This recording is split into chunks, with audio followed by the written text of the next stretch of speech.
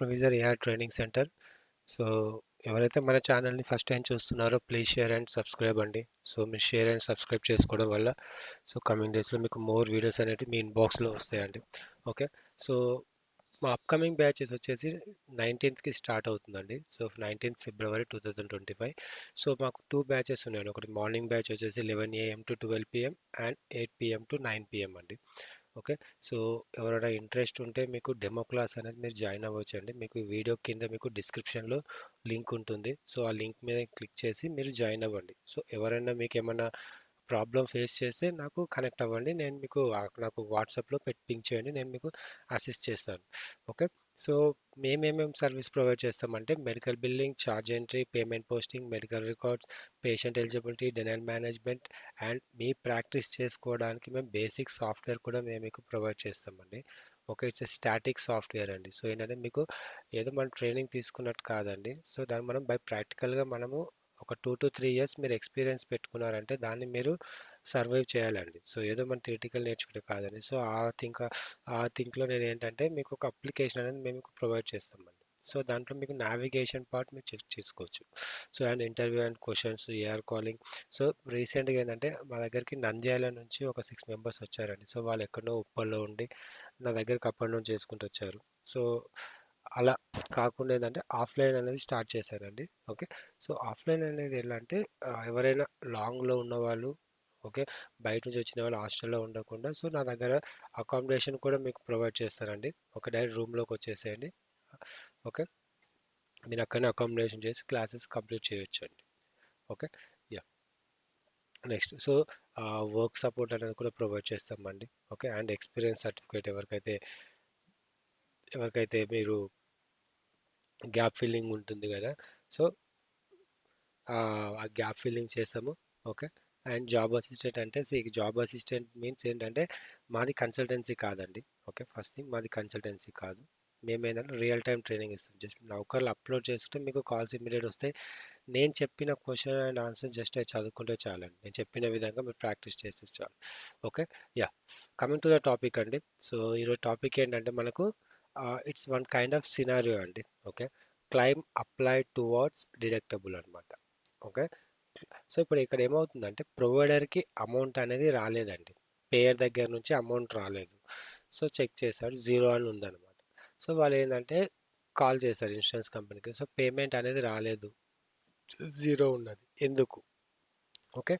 So ఎందుకు రాలేదని దాని గురించి డిస్కషన్ అనమాట. సో నెక్స్ట్ సో దాని సినారియోస్ చూద్దామండి. ఓకే.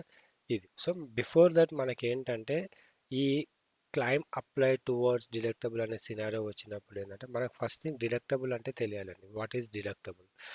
సో డిడక్టబుల్ అంటే ఏంటంటే మనం ఒక ఇన్సూరెన్స్ కంపెనీ వాళ్ళు మనకు పేమెంట్స్ చేయాలంటే మనం ఆ పేమెంట్ చేయక బిఫోరే మనం సమ్ అమౌంట్ మనం ఇన్సూరెన్స్ కంపెనీకి పేమెంట్ చేయాలండి. కొంత అమౌంట్ అనేది పేమెంట్ చేయాలి. ఆ అమౌంట్ పేమెంట్ చేసిన తర్వాత మీ బిల్స్ అనేటివి ఆ డిడక్టబుల్ని రీచ్ అవ్వాలి. ఫర్ ఎగ్జాంపుల్ మీరు $10,000 డిడక్టబుల్ అని ప్లాన్ పెట్టుకున్నారు. $1,000 డిడక్టబుల్. ఓకే.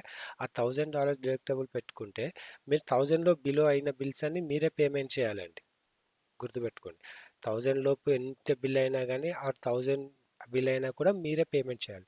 ఎప్పుడైతే మీ $1,000 బిల్ రీచ్ అయిపోతుందో సో దాని తర్వాత నుంచి ఇన్సూరెన్స్ కంపెనీ కాస్ట్ షేరింగ్ ఇస్తుందండి. అంటే పర్సంటేజ్ వైజ్ క్యాలిక్యులేట్ చేసుకుంటారు. లైక్ 80%, 20, 70/30. సో ఇలా అమౌంట్ అనేది షేరింగ్ చేసుకుంటారు అనమాట. సో దీన్ని మనం ఏమంటామంటే డిడక్టబుల్ అంటాం.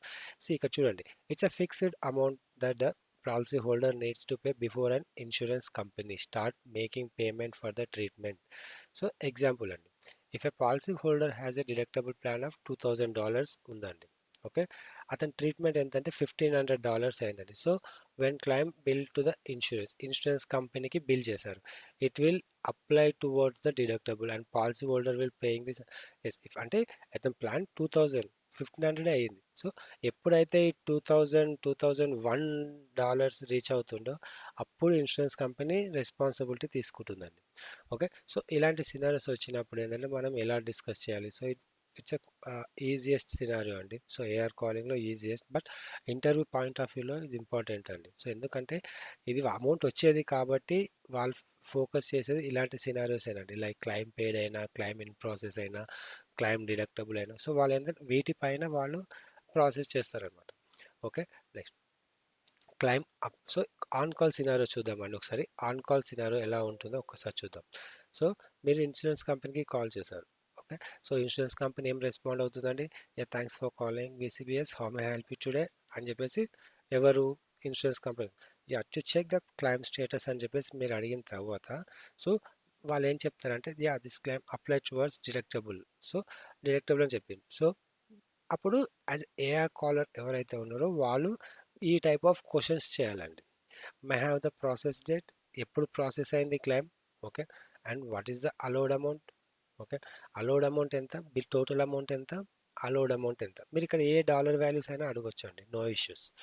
Okay, how much is the total deductible limit policy, అంటే అతని ప్లాన్ ఏంటి, అతని డిడక్టబుల్ ప్లాన్ ఏంటి. ఓకే, అతని డిడక్టబుల్ ప్లాన్ ఏంటి, ఇది $1000 $2000. ఓకే, సో సేమ్ ఇదే ఎగ్జాంపుల్ తీసుకోండి. సో ప్రాసెస్ డేట్ అని చెప్తుంది. What is the total allowed amount అంటే, అలౌడ్ అమౌంట్ ఒక 1500 అనుకోండి. So how much is the total deductible limit అంటే 2000కి ఇంకా 500 రిమైనింగ్ డిడక్టబుల్ ఉందండి. Okay, how much has patient met including this claim అంటే 1500 మెట్ అయ్యాడండి. సో 1500 పే చేశాడు. Okay, yeah, if patient has met, yeah okay, అంటే ఒకవేళ 1500 patient payment చేశాడు. Okay, దీనికి సంబంధించిన మీ దగ్గర ఏమైనా ఈఓబి ఉంటే కొద్దిగా మాకు ఫ్యాక్స్ చేయండి. ఓకే, దీనికి సంబంధించిన ఈఓబి మీ దగ్గర ఉంటే మాకు ఫ్యాక్స్ చేయండి. మా fax number so and so or mail address so and so అని చెప్పేసి వాళ్ళు చెప్పాలన్నమాట. అది అయిపోయిన తర్వాత claim number, call reference number అండి. సో ఒకవేళ డిడక్టబుల్ మెట్ అయిపోయింది, మెట్ అయిపోయినాక కూడా వాళ్ళు ఇలానే చేశారనుకోసి, సమ్ టైమ్స్ హ్యాపెండ్ అండి, బై మిస్టేక్ అని ఇట్ హ్యాపెండ్ అనమాట. ఓకే, సో ఏమైందంటే పేషెంట్ డిడక్టబుల్ 2000 మెట్ అయ్యింది. సో మెట్ అయిన తర్వాత ఇన్సూరెన్స్ కంపెనీ పేమెంట్ చేయాలి. బట్ ఇక్కడ ఏమవుతుంది, బై మిస్టేక్ ఏమైపోయిందంటే డిడక్టబుల్లో కట్ చేస్తారనమాట. సో వాళ్ళు మీరు చెక్ చేయాలి. సో మీరు చెక్ చేసి I verified in EOB they already patient met as a deductible అని చెప్పి చెప్పాలన్నమాట. సో పేషెంట్ డిడక్టబుల్ మెట్ అయ్యాడు. సో ఈ క్లెయిమ్ని మీరు రీప్రాసెస్ చేయండి. ఓకే, ఈ క్లెయిమ్ని రీప్రాసెస్ చేయండి. ఓకే, ఆ రీప్రాసెస్ చేయడానికి మీకు ఎంత టైం పడుతుంది, టర్న్ అరౌండ్ టైం ఎంత పడుతుంది, tat, May have the claim number, call reference number. Okay, so అంటే మీకు ఇది ఈఓబిలో ఎలా మెన్షన్ చేస్తారంటే, మీకు ఒకసారి ఈఓబి చూపిస్తాను చూడండి. సో ఇది నార్మల్గా మనకి ఈఓబి అండి. Okay, so ఈఓబిది. సో మీకు ఎలా ఉంటుందంటే, 1 సెకండ్ అండి. ఎస్, మీరు ఇక్కడ అమౌంట్స్ చూస్తే నేను చెప్పిన ఎగ్జాంపుల్ ఏంటంటే, ఇప్పుడు ఇలా ఉంది కదా. 1 సెకండ్,